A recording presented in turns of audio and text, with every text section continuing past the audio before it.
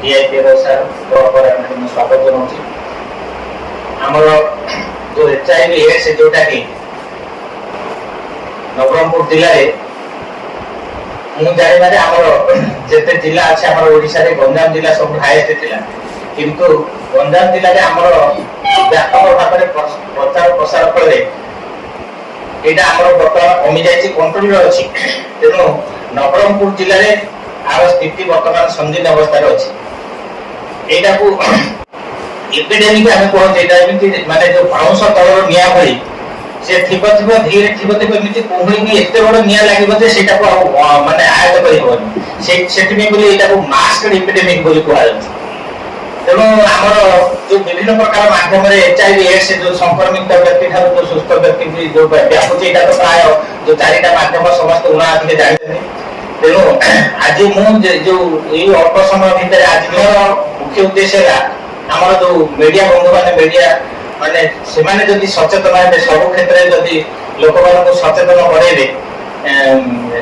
एटा केवल गोटे माध्यम होची ताको बेरियर तेणु केमिति जन गोटे संक्रमित व्यक्ति ठार गोटे सुस्थ व्यक्ति को न हत्या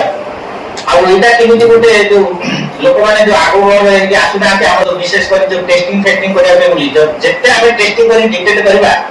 सेते एटार हमर जो लक्ष्य अछि zero discrimination zero transmission zero HIV death को आमे माने पूर्ण कर परिबा एबे हमें देखा जाय जे हमर एबे एंटी वायरल मेडिसिन मध्ये पळि आसलानी सेटा बड़ कथा नै किंतु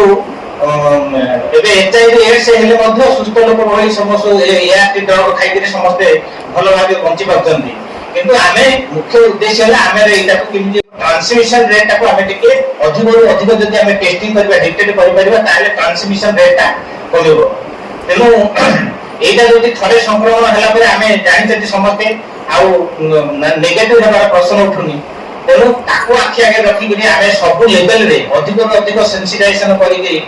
जदि आम लोक भितर सचेतनता सृष्टि करबा आ एचआईवी एड्स रो डिटेक्शन रेट जदि अधिक रहइबो ताहले हमर जो ट्रांसमिशन रेट कमिबो हमर तो लक्ष्य अछि zero discrimination zero transmission zero HIV death एई लक्ष्य रे आमे पहुंच परिबा नहले पहुंच परिबा नाही तेणु आपण माने मीडिया होउतबे हमर माने लेजिस्लेटिव एग्जीक्यूटिव जुडिशियल पर आपण माने होउचंती चतुर्थ स्तंभ तेणु आपण मानको भरोसा रे ही आमे एचआईवी एड्स को कंट्रोल करबा मो बा सेठी कहूची जो भाइरस बा जो भूताणु हमर शक्ति को धीरे धीरे कमे दे से ताको आमे एचआईवी कहूची तो ये जो भाइरस धीरे धीरे आम शरीर जो आसो आम धीरे धीरे शरीर रोग प्रतिशक्ति कमेदेव सी कौन कर आम शरीर श्वेत रक्त कणिका जोटा अच्छी सी कौन कर मारिदे धीरे धीरे जो मारिदे आमर बॉडीर शरीर रोग प्रतिरोधक शक्ति कमी जाऊँगी जहाँद्वारा कि बाहर नुआ नुआ रोग आम शरीर को धीरे धीरे आसला कौन हम आमको से रोगाक्रांत तो से एचआईवी गोटे आप मध्यम हो पारे अन्य रोग को से निमंत्रण करे आम शरीर पर कौन है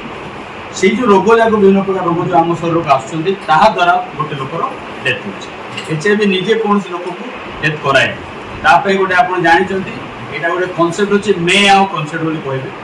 मे आउ बोले अर्थ हो एंटरटेनमेंट रोटे पार्ट गोटे कहते आप परमिशन नौ से आप डाकिले से आसो कि आसला जीवन सेटा आपंकर सुअर्जित बोली कहते थरे आसिले एचआईवी है कौन हम ये एचआईवी जो युक्त व्यक्ति जन अच्छा सी यदि गोटे मेडिसिन अच्छी से प्रतिदिन से नौ एचआईवी ग्रसित व्यक्ति जहाँ कहीपर तो से जदि नौ सी आप बहुत दिन पर्यटन बंची पारे।